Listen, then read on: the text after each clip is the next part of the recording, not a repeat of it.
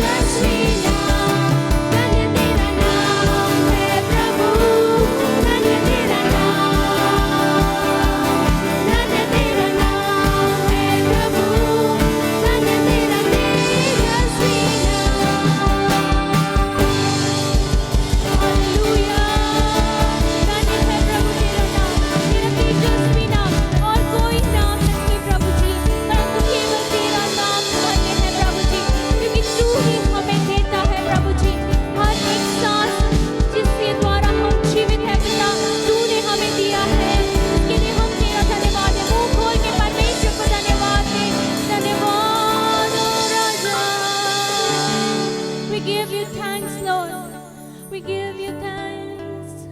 Hallelujah. आइए अपनी आंखों को बंद करें, अपने हाथों को उठाएं. Raise your hands for the Lord that Lord has created you. Give thanks to the Lord. Hallelujah.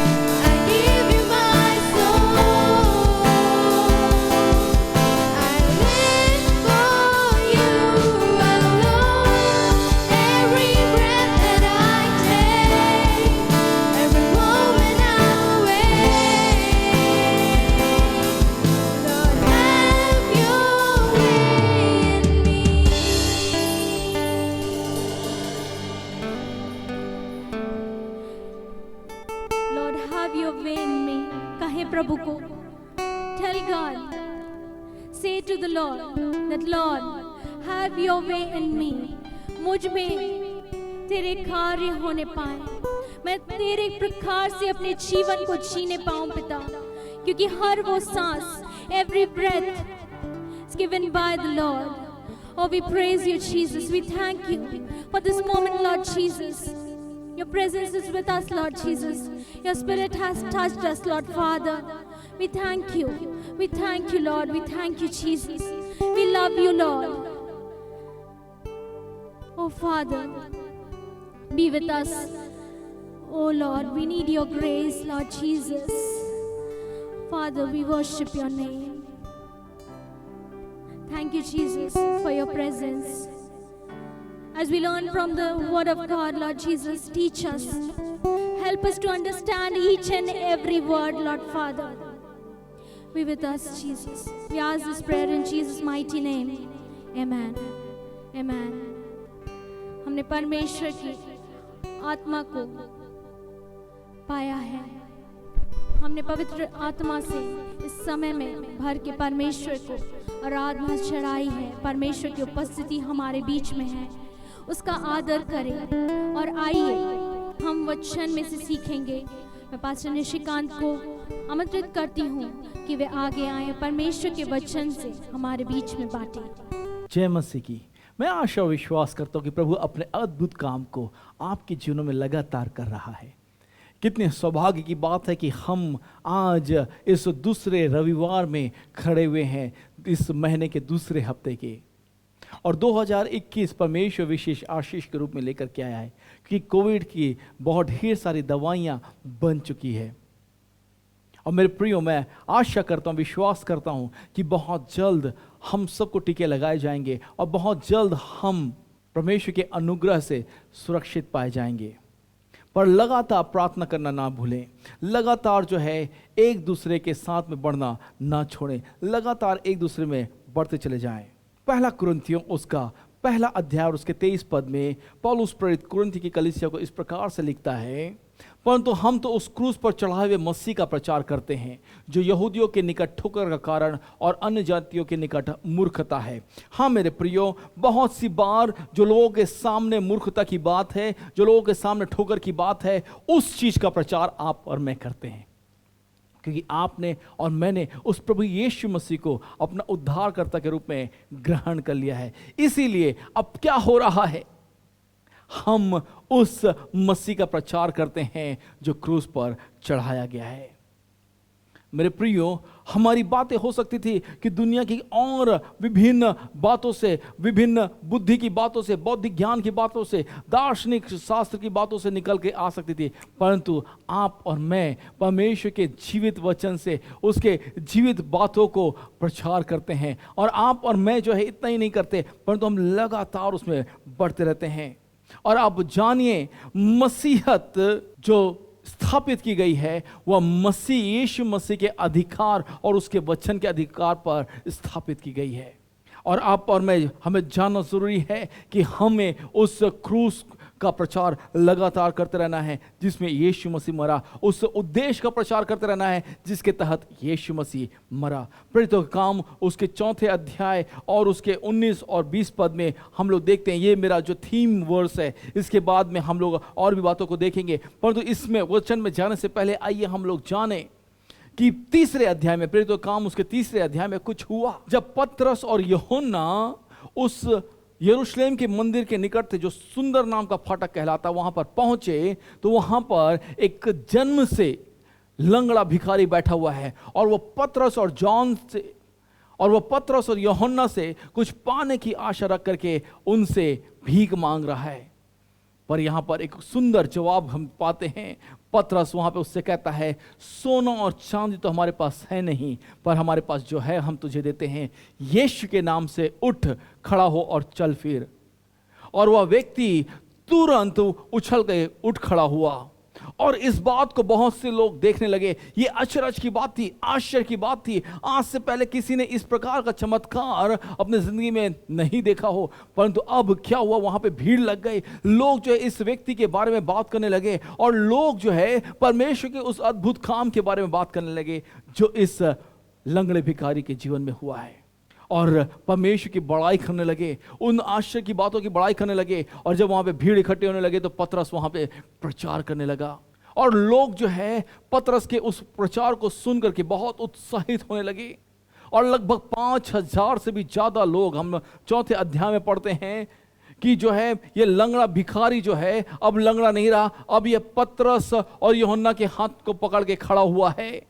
और हम लोग देखते हैं कि वहाँ पर जो वचन के सुनने वाले हैं, लगभग 5,000 लोगों ने परमेश्वर के उस वचन पर विश्वास किया। और क्या हो रहा है यहाँ पे, अब हो हुल्लड़ मच गया। अब लोग परमेश्वर के बारे में बात कर रहे हैं, मसीह जो क्रूस पर चढ़ाया गया उसके बारे में बात कर रहे हैं, जो अद्भुत काम वो करता है उसके बारे में बात कर रहे हैं।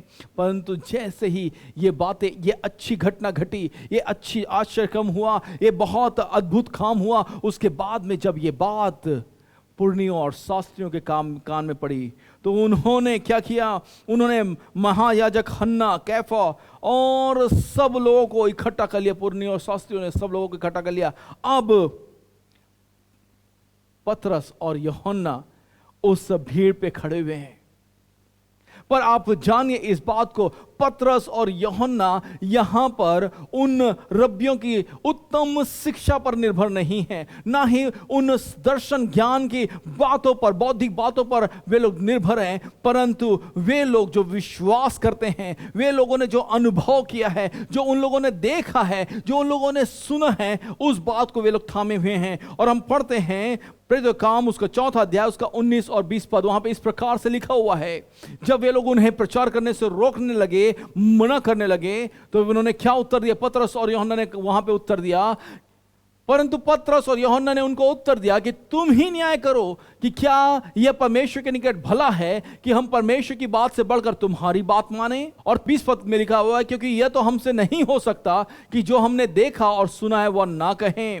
मेरे प्रियो, ये बहुत महत्वपूर्ण है कि आपने और मैंने जो सुना है उसे कहते रहें, जो आपने और मैंने मसीह में अनुभव किया है उसे कहें, लोगों को बता दें। बहुत सी बार हमारे रिश्तेदार, हमारे मित्रगण, हमारे पड़ोसी जो प्रभु में नहीं हैं, जब उनके मध्य में हम सुसमाचार को बांटते हैं तो वे हमें चुप कराने लगते हैं, वे हमें शांत कराने लगते हैं, वे डराने और धमकाने लगते हैं, वे परिवार से निकाल देने के बातें करते हैं, वे जो है संपत्ति से निकाल देने के बारे में बातें करते हैं, वो कहते हैं कि तुम्हें बर्बाद कर देंगे।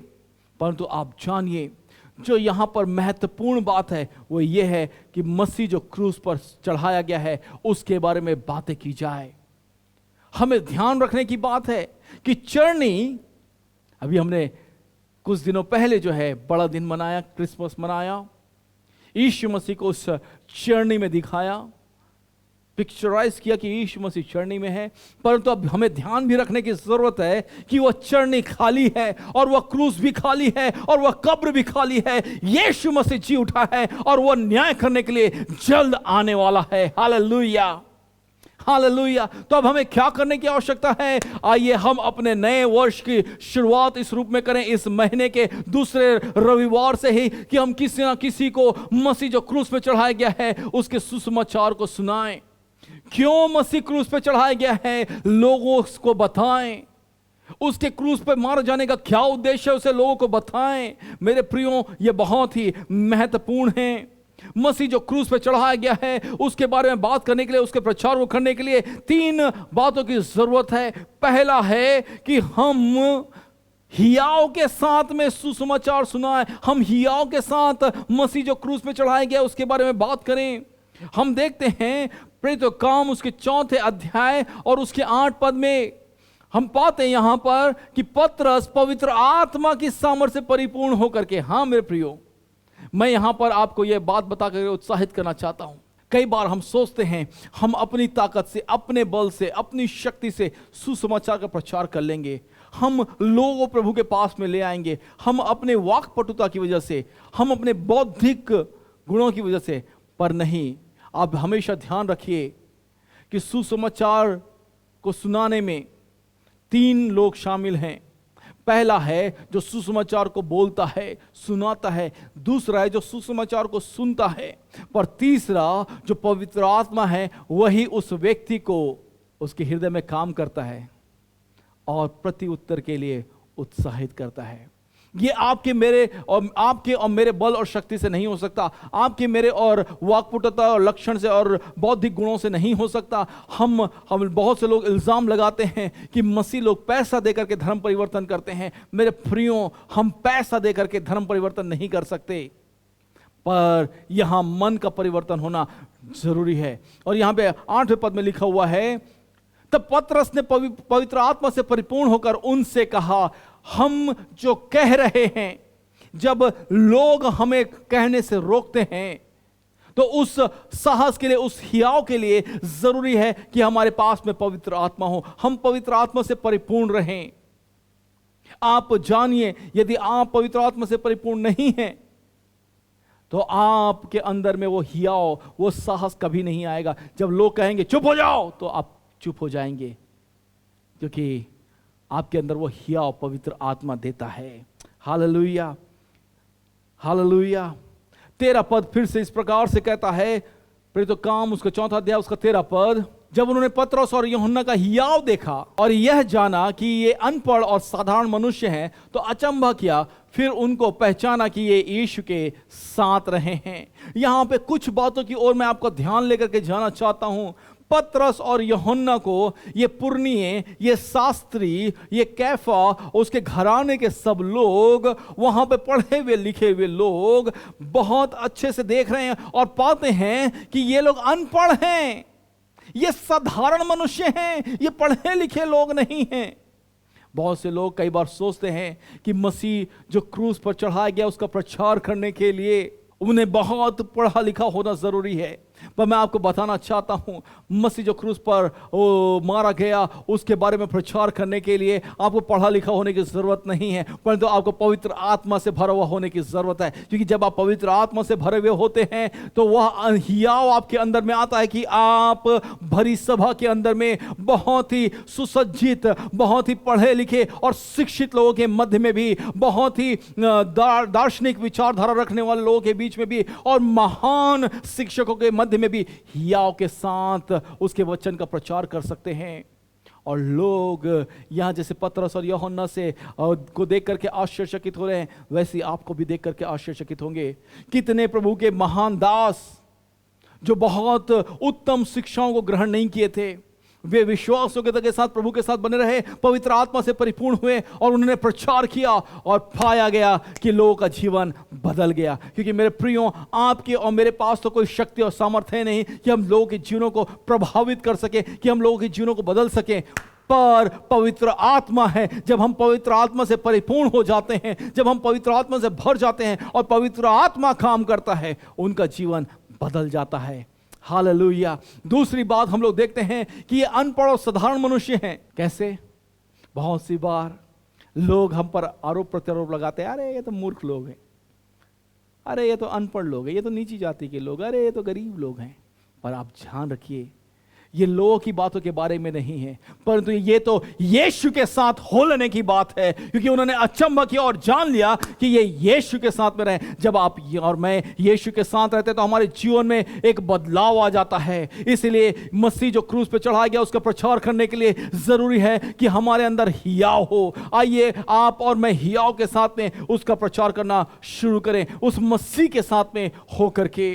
दूसरी बात, मसीह जो क्रूस पे चढ़ाया गया उसका प्रचार करने के लिए जरूरी है, वह है परमेश्वर की आज्ञा को मानना, परमेश्वर की आज्ञा पर निर्भर होना।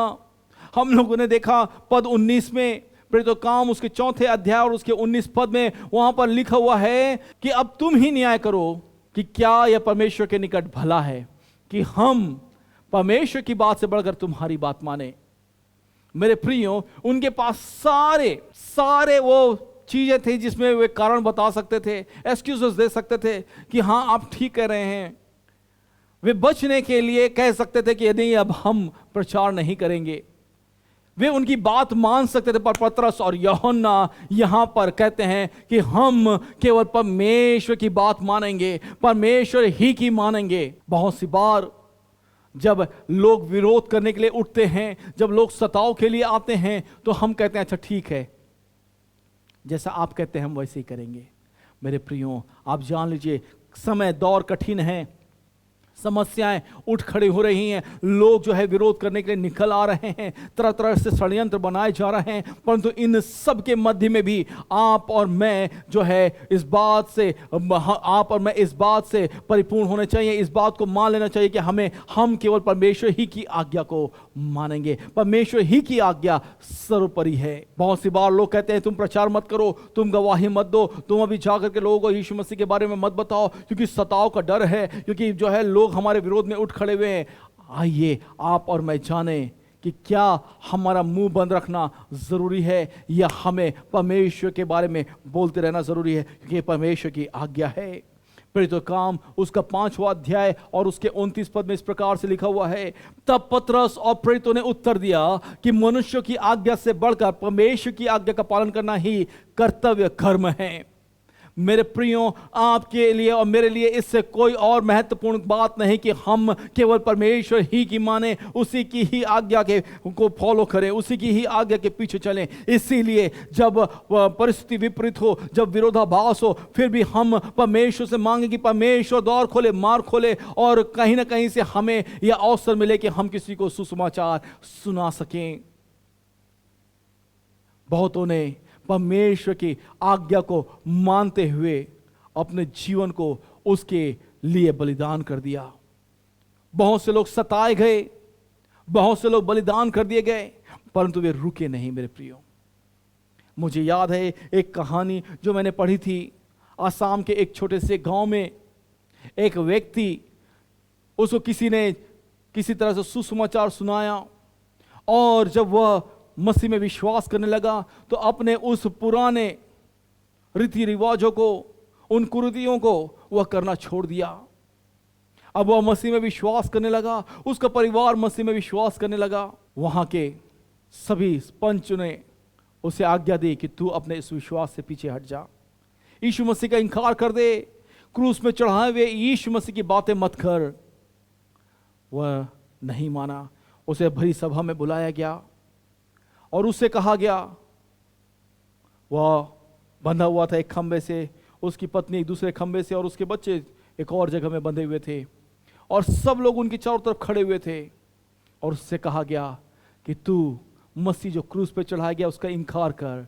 उसने कहा, यीशु के पीछे मैं चलने लगा, यीशु के पीछे मैं चलने लगा, यीशु के पीछे मैं चलने लगा, ना लौटूंगा, ना लौटूंगा, ना लौटूंगा, ना लौटूंगा।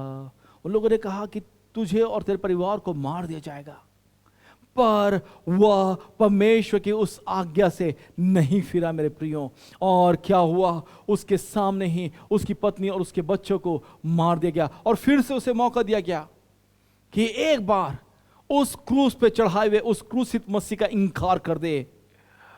उसने कहा, अगर मैं उसका इनकार ना करूं, अगर मैं उसका इनकार ना करूं, अगर मैं उसका इनकार ना करूं, ताज पाऊंगा, ताज पाऊंगा, ताज पाऊंगा, ताज पाऊंगा। उसे धन दौलत देने की लालच दिया गया, सब प्रकार का वैभव उसके सामने प्रस्तुत किया गया, परंतु उसने कहा, जो क्रूसित मसीह ने मेरे लिए उस क्रूस पर किया है, मैं उसका इनकार नहीं कर सकता। और क्योंकि वह परमेश्वर की आज्ञा के प्रति आज्ञाकारी रहा, परमेश्वर पर विश्वास करता रहा, इसलिए उसे भी मार दिया गया। परंतु एंड रिजल्ट क्या है, अंत में क्या हुआ, वह पूरा का पूरा गांव जो है उद्धार को पा लिया। ऐसा क्या है मसीह में कि लोग उसका इनकार नहीं करते हैं? मेरे प्रियो, कि उसने पहले आपके और मेरे लिए दाम चुकाया है, आपके और मेरे लिए अपने जीवन को दे दिया है। आपको और मुझको वह मसीह जो क्रूस पर चढ़ाया गया है, उसका प्रचार करने के लिए ज़रूरी है कि हम निरंतर प्रार्थना करते रहें, हियाव के साथ में प्रार्थना करते रहें। प्रेरितों का काम उसका 4 अध्याय और उसके 24 पद में हम लोग को देखने को मिलता है कि जब पतरस और यूहन्ना उन लोगों से छूट करके अपने लोगों के बीच में आए और चेलों के पास में आए, तो उन्हें सब ब्यौरा जो उनके साथ हुआ था सुना दिया। और 24 पद में यह सुन करके उन्होंने एक चित होकर ऊंचे शब्द से परमेश्वर से कहा। मेरे प्रियो, ये बहुत जरूरी है। हम में से बहुत से लोग हैं जो अपने परिवार की जागृति के लिए, जो अपनी कलीसिया की जागृति के लिए, जो अपने शहर गांव और कस्बे की जागृति के लिए, जो अपने देश की जागृति के लिए प्रार्थना कर रहे हैं, अपने घुटनों को टेक करके विश्वास योग्यता के साथ में लगे हुए हैं। ये बहुत जरूरी है कि हम एक चित हो जाएं और ऊंचे शब्द से परमेश्वर से पुकार के कहें। तो यहां पर 3 निवेदन शिष्य यीशु मसीह के सामने, परमेश्वर के सामने को रखते हैं। वे निरंतर प्रार्थना करते हुए कहते हैं, प्रेरितों का काम उसका 4 अध्याय उसका 29 और 30 पद, वे कहते हैं, 29 पद में लिखा हुआ है, अब हे प्रभु उनकी धमकियों को देख। पहली बात निवेदन के रूप में कहते हैं, प्रभु तू उनकी धमकियों को देख। बहुत से लोग हैं जो आपको धमकी दे रहे हैं आपके विश्वास की वजह से, जो परमेश्वर में आप विश्वास रखते हैं उसकी वजह से आपको धमकियां दी जा रही हैं। आप उन लोगों से नहीं, परंतु परमेश्वर से कहें, प्रभु इनकी धमकियों को देख। दूसरी बात हो सकता था वे वहां पर कहते हैं कि जो है, प्रभु तू हमें बचा ले, अपनी सुरक्षा दे, हमें छुपा ले, हम कहीं बच जाएं, प्रभु यहां से दूर ले जाओ, इन लोगों से बचा हमें। परंतु वे ऐसा ना कह करके वे कहते हैं कि ऐसा वरदान दे कि तेरा वचन हियाव से सुनाए। हालेलुया। मेरे प्रियो, आइए आपकी और मेरी निरंतर प्रार्थना में ये भाग होने पाए कि प्रभु ऐसा वरदान दे कि हम तेरे वचन को निरंतर सुनाएं। आइए आप और मैं सुरक्षा, पूर्ति, इन सब से कहीं ज्यादा परमेश्वर से हियाव की मांग करें, क्योंकि समय विकट है, समय जो है बहुत मुश्किलातों का है, समय जो है बहुत घोर विरोध का है। बहुत से पासबान मारे जा रहे हैं, हमारे इस देश में बहुत विरोधाभास हो रहा है। लोग अपने राजनीतिक तुष्टीकरण के लिए मसीहों को जो है निशाना बना रहे हैं, कलीसियाओं को, भवनों को, चर्चों को जला रहे हैं, क्योंकि वे सिर्फ अपने आप को मशहूर कर देना चाहते हैं, बता देना चाहते हैं कि अभी यहां पर हमारा दमखम है। लोग जो है वो मसीहों के बीच में विरोधाभास का सुर लेकर के आ रहे हैं, वे जो हैं वो धर्म और जाति को लेकर के आ रहे हैं और विरोध प्रदर्शन कर रहे हैं। मेरे प्रियो, इन सब के मध्य में प्रभु जो सच्चा और जीवता और महान है, वो इन सब घटनाओं को होते हुए देख रहा है। पर आइए आप और मैं उसकी सुरक्षा से, उसकी पूर्ति से, उसके अन्य बातों से और अन्य मांग और अन्य प्रार्थनाओं से कहीं ज्यादा परमेश्वर के हियाव की मांग करें। वरदान दे कि हम तेरा वचन हियाव से सुनाए। प्रभु इन सब घटनाओं के मध्य में भी हमें हियाव दे। और तीसरी प्रार्थना निवेदन वे यहां पे रखते हैं, और 30वें पद में हम लोग इस बात को देखते हैं, और चंगा करने के लिए तू अपना हाथ बढ़ा कि चिन्ह और अद्भुत काम तेरे पवित्र सेवक यीशु के नाम से किए जाएं। मेरे प्रियो, this is the time of miracle, science and wonders. मेरे प्रियो, यह वह समय है जब चिन्ह, अद्भुत काम और चमत्कार किए जाएं। यीशु मसीह के नाम से अद्भुत काम होने पाए। प्रभु का हाथ मांगे कि प्रभु अपने हाथ को बढ़ा। अब हम क्या करें? निरंतर प्रार्थना करें, निरंतर प्रार्थना करें। परमेश्वर अपनी जागृति को भेजना चाहता है। परमेश्वर हमारे शहरों में, हमारे कस्बों में, हमारे कलीसियाओं में, हमारे घरों में, हमारे जीवनों में उस जागृति को लेकर के आना चाहता है। अब इस वर्ष 2021 की शुरुआत आइए हम जागृति की प्रार्थना के साथ करना शुरू करें। सताव से बचने की प्रार्थना के बजाय आइए हम कहना शुरू करें, प्रभु इन लोगों के जीवनों को बदल, इन लोगों के जीवनों को तू बदल प्रभु, इन लोगों के मनों को तू बदल प्रभु। आइए हम प्रार्थना करना शुरू करें हमारे शहर में पाए जाने वाले डॉक्टर्स के लिए, इंजीनियर्स के लिए, जजेस के लिए, एमएलएस के लिए, एमपीस के लिए। आइए हम अपने राज्यों के लिए प्रार्थना करना शुरू करें, अपने देश के लिए प्रार्थना करना शुरू करें। बहुत से लोग हैं जो कह सकते हैं कि ऐसा ठीक नहीं हो रहा, वैसा ठीक नहीं हो रहा है, पर आइए ठीक होने के लिए जो काम करना जरूरी है वह है प्रार्थना, प्रार्थना करना शुरू करें। प्रार्थना बहुत ही सरल शब्द है, बहुत ही सरल। ऐसा लगता है बस क्या करना है, प्रार्थना ही तो करना है। पर मेरे प्रियो, आप जान लीजिए, जब हम प्रार्थना करते हैं, अपने आंसुओं को बहाते हैं, कुछ अद्भुत काम स्वर्ग में होने लगता है, कुछ अद्भुत काम उसके प्रति उत्तर के रूप में इस पृथ्वी पर होने लगता है। हम जिस विषय के लिए प्रार्थना करने लगते हैं, वो जिस परिस्थिति के लिए प्रार्थना करने लगती है, उसमें बदलाव आना शुरू हो जाता है। बहुत सी बार ऐसा होता हुआ हमें तुरंत दिखाई नहीं देता, परंतु काम शुरू हो गया है। तो आइए निरंतर प्रार्थना करते रहें। उस क्रूस पे चढ़ाए हुए मसीह के प्रचार के लिए जरूरी है कि आप और मैं साहस के साथ में प्रचार करें। उस क्रूस पे चढ़ाए हुए मसीह के प्रचार के लिए जरूरी है कि आप और मैं परमेश्वर के प्रति आज्ञाकारी बने रहें। उस क्रूस पे चढ़ाए हुए मसीह के प्रचार के लिए जरूरी है कि आप और मैं निरंतर प्रार्थना करते रहें। आइए प्रियो, इससे बड़ा कोई सुसमाचार नहीं है कि वह मसीह आपके और मेरे लिए मारा गया है, कि आप और मैं जीवन को पाएं। हमें कई बार ऐसा लगता है कि उद्धार तो हमें मुफ्त में मिला है, परंतु मसीह ने उसका दाम चुकाया है।